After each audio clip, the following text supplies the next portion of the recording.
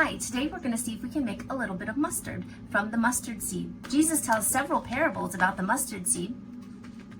It is very, very tiny. In fact, it's so tiny. Oh, can you see it rolling around in my hand there?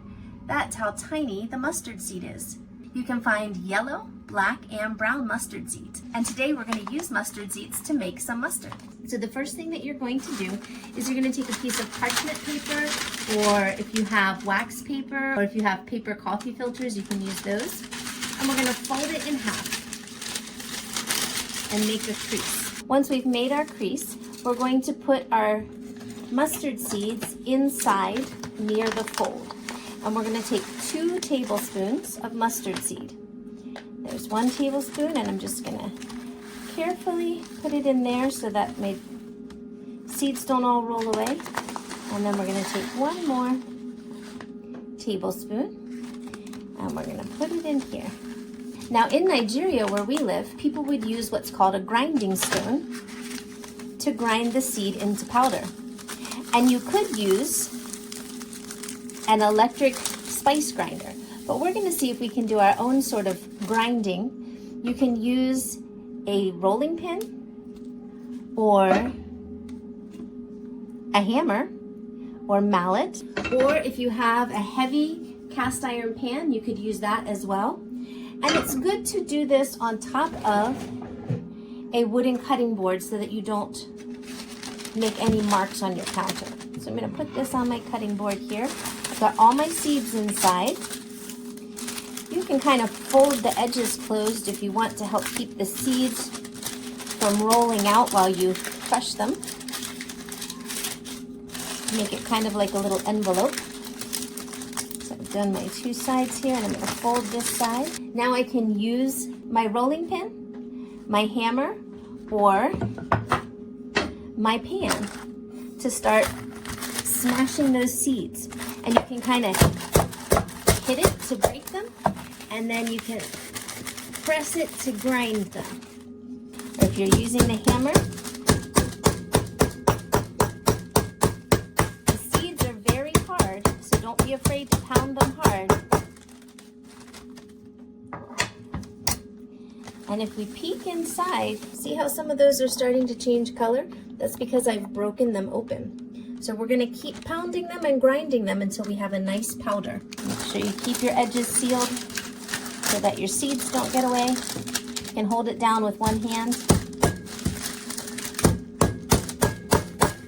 If they're starting to scatter, you can just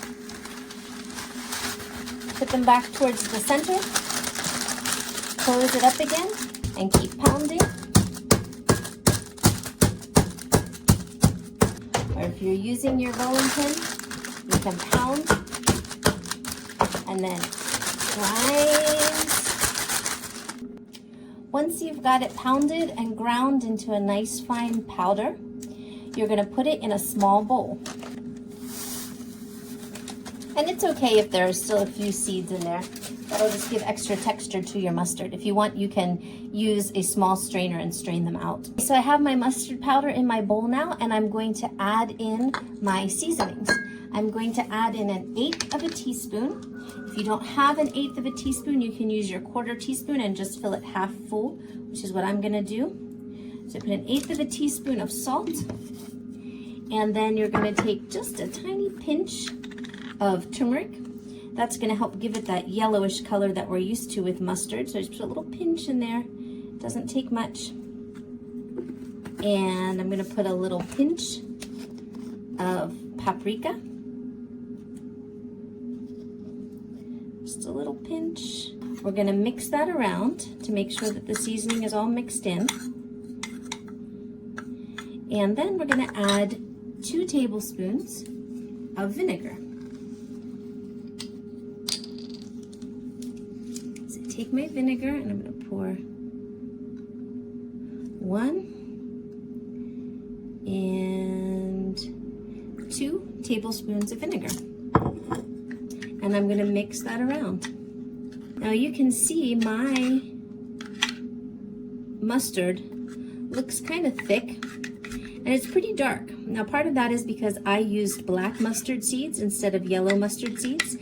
But I could add a little bit more turmeric in here if I wanted to make it a little bit more yellow.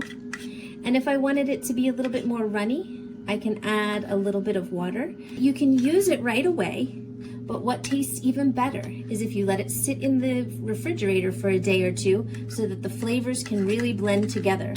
Again, when you take it out of the refrigerator, if it still looks a little bit too thick, you can add just a few drops of water until it gets to the right consistency.